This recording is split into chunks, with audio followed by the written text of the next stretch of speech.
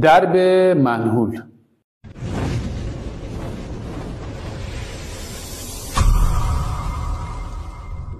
درب منحول به عنوان دریچه‌ای جهت بازدید و تعمیرات احتمالی تانکرهای حمل سوخت بوده. کاملا آببندی لازم رو جهت جلوگیری از تبخیر مواد رو داراست و از آلودگی محیط زیست جلوگیری میکنه. بر روی درب منحول در پوش دیپ سوپاپ لافون، سوپاپ بخار بالا و واشه جهت آببندی و نصب قابل استفاده هستش و هر کدوم از این قطعات کارایی خاص خودشون رو دارن.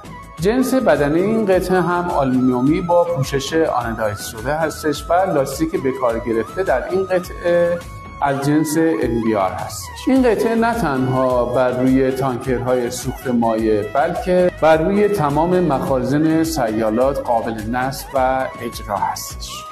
نگهداری و نظافت از درب‌های منحول از اهمیت بالایی برخورداره.